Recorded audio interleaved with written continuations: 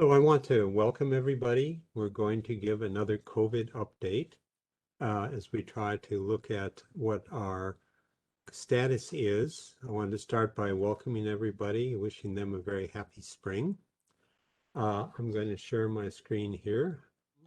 Welcome to spring. This is the second spring of COVID, which is quite amazing, actually. It's quite rare in our lifetimes to have a pandemic or infection to last more than really a season. And now we're into a year and a quarter. There's some very important new things we should talk about that I think are important to understand where we are, where we hope to be.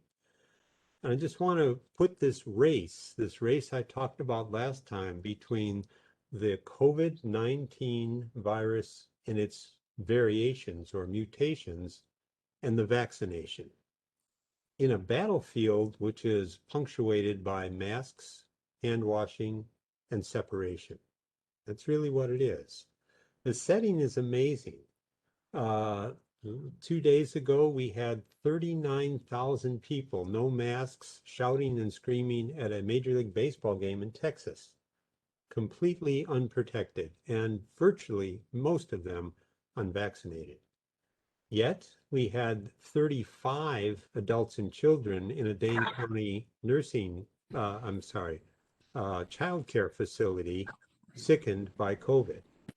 And to make it worse, this was one of the new variations, which had struck rapidly through that group. Other parts of the world, we have huge increases, while many parts of our country are saying they're done with this, we're over. So the race continues and the stakes are just extremely high. I compared this to a series of races the last time we talked, but it's abundantly clear we're a year and a quarter into this is a marathon. It's just a marathon being run at sub 5-minute mile pace. It's really getting close here as we get near the end. And if you're not a runner, that's pretty darn fast for a marathon. So let's set the scene. Let's see what's going on with the mutations. Let's see what's going on with the vaccinations. Let's see where we think this is all going to end up, if we can make some sense of that. First of all, worldwide, we're still quite in this, right? We have 131 million confirmed infections. Realize that these viruses love to grow in crowded conditions which punctuate our undeveloped world, the areas of India, Africa, China, where large numbers of people crowd together, and often records and vaccinations and healthcare are not well kept. So we always multiply world conditions by almost a factor of 2, and US conditions by a factor of about 30%. So in the US, we have over 500,000 deaths, 30 million cases. Worldwide, we're approaching 3 million deaths. Wisconsin's been relatively spared, but it is a very important test case. I think the point I want to make is that those areas that were spared for 2 reasons. One, they did a wonderful job of separation, masking, and hand washing. That's New Zealand. Or they were just lucky. And that's where India was months ago. And that's where South America was months ago, and even Africa. Well, that luck runs out. And when the virus gets there, these are susceptible people. So the unvaccinated people of Wisconsin are at great risk. We'll find out that the vaccinated people are in pretty good shape unless the crowds, as a fertile field for viruses, allow new mutations to take place, new pandemics. So it's kind of important to get an idea of what's happened in this year and a quarter. Economies have been ruined, jobs have been lost, our ability to meet and make new friends have been lost. But there have been tremendous pluses, new ways to communicate, as we're doing today, people helping each other time and time and time again, the ways to run governments, run societies, and new rules, which many are better. I think we live simpler. I think that's a good thing. I think we appreciate important things like family, like exercise, like outdoors. And I think that we have learned that we can get by well. But I assure you, there is a tremendous desire and energy to open up. And I assure you, just as happened after the last major pandemic in 1919, and the war ended, two wars, the medical and the physical war, a huge roaring 20s took place of growth, often unchecked, maybe not very smart, but we're going to have that again. Big booms, lots of opportunity, lots of jobs. And I think it's coming fairly soon if we get through the pandemic. So what's going on? Well, if you look carefully at this graph of the world, you can see when I started talking about these conditions, these problems, and giving these talks, we were talking about a relatively small April, May, June number of cases. We had this tremendous and taxing problems, which highlighted really our November here in Wisconsin. And then we felt come January that we were on the mend. We were going to, this was falling.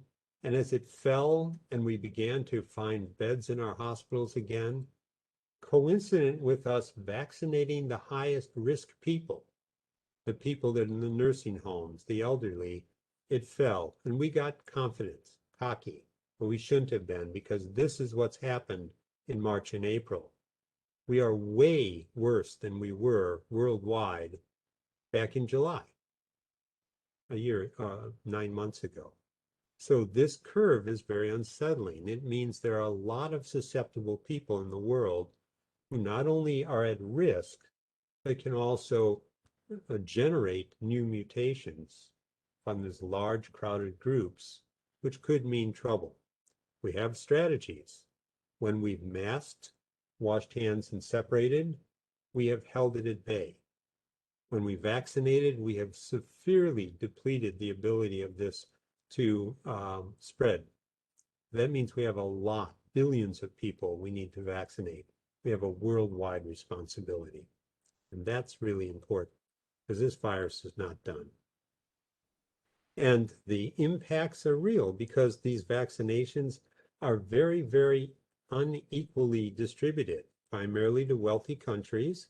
And some wealthy countries were not, because they weren't too wise about their vaccinations or their strategies.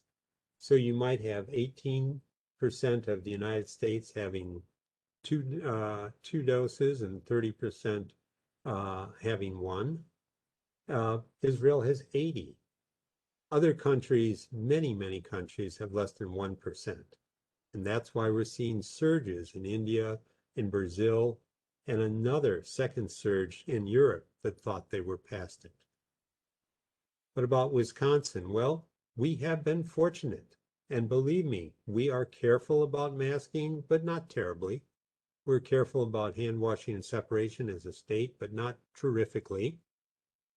And we are doing a very good job of vaccinating people as we get doses.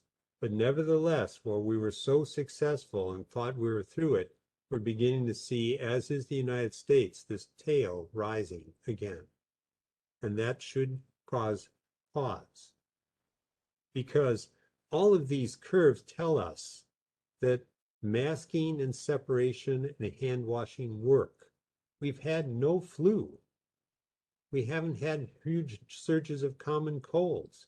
People haven't gotten sick. That works. It doesn't eliminate COVID at the way we did it. If we did it more strictly, it would. COVID is much worse than those other conditions, but it can be controlled, mitigated. To eliminate it, we need to vaccinate on top of that. So they have to work together. And we learned that COVID vaccinations work, at least the ones present here in the US. There are many, and the other parts of the world are looking at ones from China, India, and Russia, which have not really been tested that well. Okay, so the real race then is between the mutations and the vaccinations. How are they doing? Well, the mutations, first, it's important to understand what they are. They're called variants or mutations. Understand that a virus is basically just built to replicate itself. It does that with RNA and DNA. This is an RNA virus. And it's sloppy. It makes mistakes. Now, since it replicates so many times for each cell, it infects, each person it infects, each group or crowd it infects, a lot of these mutations will take place, and many mutations are fatal to the virus. That strain just dies out. Others are inconsequential to the virus, meaning that it is something we can find, because we'll take a sample of virus from somebody and we'll look at it and we say, aha, this combination of mutations means it came to the United States through Italy to New York, etc. That's fine. We just use it to market. Some provide an advantage for the virus, and that becomes the dominant virus. This is the British mutation. It is something that's called B117, and it allows the virus to outcompete other strains. So it quickly becomes the dominant type. I predicted it would be the dominant type in the US by now. I'm not sure because they haven't sampled enough people, but it is the type that infected the child care center here in Dane County this week, and it spread rapidly through it. Because it spreads so rapidly, more people will get it. It doesn't necessarily make you sicker, but because more people get it, we'll have more sick people, more hospitalizations. It does affect younger people. So where we went for months thinking this was a disease of only the elderly and young people walked around thinking they were safe, they are not. And we're beginning to see throughout the United States, as this particular mutation comes, more and more young people being hospitalized. That's new, that's different. That's what is happening in Michigan right now. The other two mutations of importance, so-called B135 from South Africa and P1 from Brazil, are places where large groups of people were massed together. They spread the virus, it allowed to mutate, and from it came a new mutation. These make you sicker, and that's no question about it. They don't seem to spread as easily as that British mutation. We see these, they're not as common in the US yet. But to understand what I just said was, to make these variants, they need crowds, they need people massed together, they need lots of exchange. And if we can separate, it won't happen. If we can vaccinate, it won't happen. Believe me, it's a lot easier to mask and separate than to get billions of people in the world vaccinated, even though we're on our way toward that. So if it's more contagious, it poses a threat. And that means even a vaccinated person could carry it to an unvaccinated person. They wouldn't even know they had it because their defenses knocked it out. But it could, and it spreads more to youth. So in answer to that question about, do I think that younger and younger people need to be vaccinated? I certainly do. And we're doing the test to find out. That brings us to the vaccinations. Well, right now, the state of Wisconsin is working their way through the 20th to the 30th to the 33rd percentile of the state being vaccinated. And that means any doses. About 35% have received one dose, and we're quickly, because we've been very efficient. You give us the doses, we'll get it into people. The United States is a little bit behind us, but going well.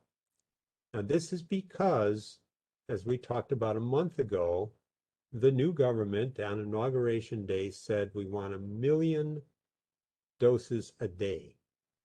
Now, that would mean it'd take us a year to get this country to herd immunity. But it was a start, massive, unconceivable. We have put as many as 4 million doses a day into people as we have revved up production of the 3 types of vaccinations that we give, Pfizer, Moderna, and J&J.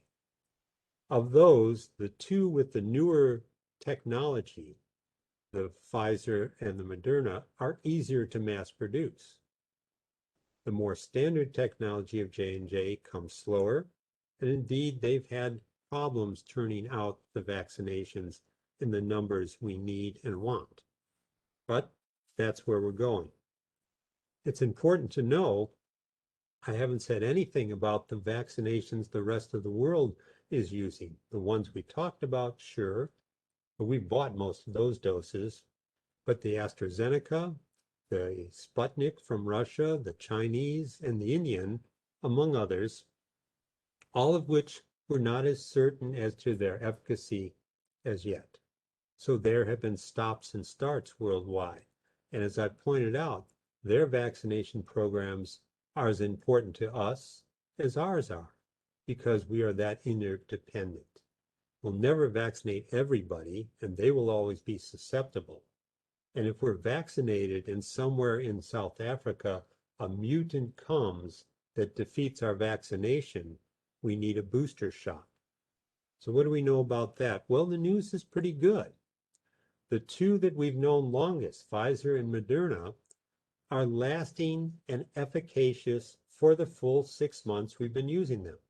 In other words, we see robust antibodies and people not getting sick after they've been fully vaccinated, at least not beyond a few small numbers. And that's really important.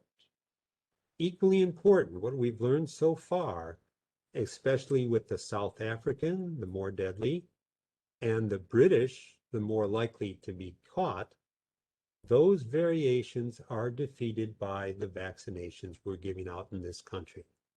I can't speak for the ones in the other countries. And that's why we'd like to get it stopped now before new variations come to be. But that's an important thing. It is effective. And if it keeps lasting, we may not even need the booster shots that I tried to prepare you that we might need. So that's really good news. The next important thing is the first test, which had to be done, shows that children down to age 12 and above, it works and it appears to be safe. Very early findings, but that's the sort of tests that have to be done to get approval for vaccinating children. And it has to be done carefully because we don't take risks with children. Nevertheless, we have an increase in doses coming, and the government has pretty much said that age 16 and above, everybody will be eligible for vaccinations in this country within the next week. So all of those tiers, which made so much sense to put a stop to the deaths by vaccinating the nursing homes or the healthcare people or the elderly first, they made sense, but now it's everybody. Now that means it becomes chaotic, and that's unfortunate. So we need to be careful. We need to look after people. We need to help them go online if they don't have those skills to get vaccinated. And we need to look after our young people because they are getting sick, not in large numbers, but real. And those that get sick, 1/3 have brain-related problems for at least the next months afterwards. We're writing a grant right now to try to figure out that. By all means, you want to avoid this. And the best way to avoid it is continue the mask, the separation, and the hand washing until we can vaccinate enough people that the virus can't find the crowd to mutate. And it'll die down or die out, as many of these do. To keep it from coming back, we may need booster shots. That's the hard to say. The troubles that we've seen is that we have to rush, we have to build, but not too fast. We tried to make lots of vaccination by saying, you build, here's the recipe, use the recipe, you go do it. And the J&J vaccination lost 15 million doses because of a mistake at the laboratory that was making the doses. So that's a big problem. AstraZeneca in Europe is constantly being stopped and started and stopped and started because they haven't done their data carefully to assure people that it's safe, as the 3 US ones have. And so that's important. If we want to do it right, we have to do it right. We don't want to cut corners. But I predict that we'll be vaccinating children this year. And I predict that we'll do the studies to make them safe. I do predict we'll get enough people vaccinated in this country to cause it to die down and not mutate here. But then we must take care of the rest of the world. It is not only our responsibility, because these people have not the opportunities and wealth that we do, but also because they live in mass together. They're totally susceptible. They have just been lucky so far, and that luck is beginning to run out in South America, in India. And as it does, not only will they sicken, fill their hospitals, but also create new mutations. That's why it's a race. We have the tools to stop it. This is no time to start running off to the baseball game without a mask, shouting for your favorite team, and spitting on the person in front of you. That's a mistake. But we can conquer this. We've learned all this from this past year and a quarter. We learned that we're better people. And this is a time for the better angels of ourselves to be seen. So please stay the course, be proud of yourself. Even if you're vaccinated, use the mask, separate.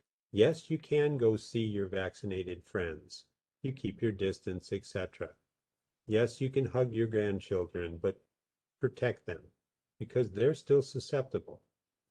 And yes, if you're sick, you separate completely, but you follow the same rules. And we'll try to get everybody vaccinated, which means we have to win over people that are skeptics. That means we have to do it well and not cut any corners on our data, and we will get through. So that's where we stand. And it's a happy story.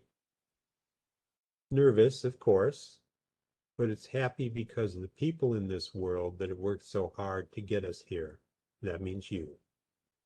As always, I'm very proud of you. Thanks for everything you do. Thank you.